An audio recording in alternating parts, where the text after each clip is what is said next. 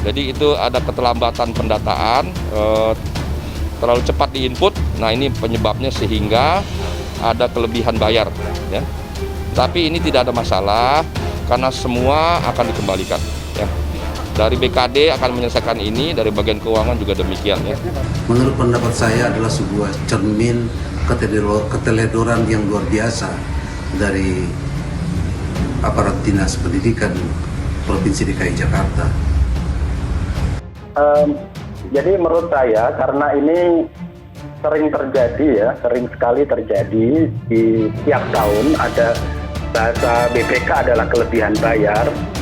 Menurut saya ini juga ada potensi korupsinya gitu ya. Karena rekomendasi kami ada satu peraturan Gubernur 207 tahun 2016 yang harusnya dicabut oleh Anies karena pergub itu kemudian sering digunakan oleh pemerintah untuk kemudian melegalkan penggusuran.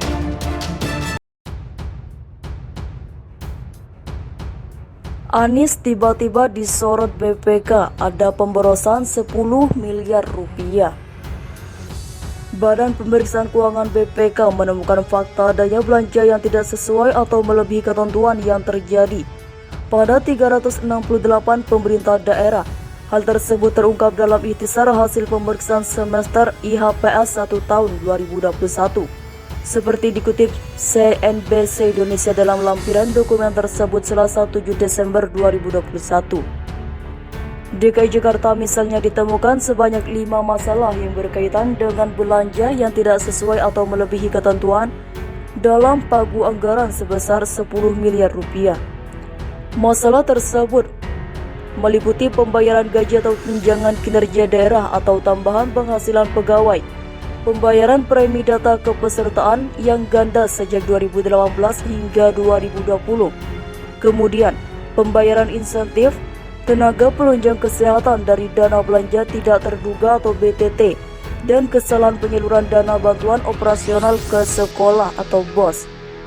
Selain itu, BPK juga mencatat ada masalah pencatatan yang belum dilakukan atau tidak akurat yang dilakukan pemerintah Provinsi DKI Jakarta, mulai dari pencatatan ganda aset tetap tanah dan selisih pencatatan luas bidang tanah antara kartu inventaris barang atau KIB A dan bukti kepemilikan. Kemudian, penatausahaan pencatatan aset tetap pada KIB belum memadai, antara lain belum didukung dengan perincian identitas aset yang lengkap, akurat dan informatif, serta dicatat sebagai gabungan atau tidak terperinci. Terakhir, pencatatan terhadap aset tetap peralatan dalam kondisi rusak berat yang masih tercatat pada KIBB. Belum lama ini, pakar geoteknik Universitas Tarumanagara, Khaidir Makarim, mengkritik keras pembangunan sumur resapan yang dibangun Gubernur DKI Jakarta Anies Baswedan. Menurut Khaidir, sumur resapan tersebut tidak akan berfungsi maksimal dalam mengurangi genangan lantaran menggunakan beton yang jelas akan menghambat proses peresapan air. Lantas komentar Khaidir soal sumur resapan gagasan Anies Baswedan ini ditangkap ex-politisi Partai Demokrat Ferdinand Hutahian, yang sekiranya tidak menghalangi proses peresapan air ke dalam tanah. Konsep yang diteliti dan dipaparkan beberapa kali, kata dia, adalah resapan air hujan tanpa luapan dan itu horizontal bukan vertikal. Dia mengaku sudah mencoba di rumahnya dan berhasil secara optimal bisa mengatur resapan.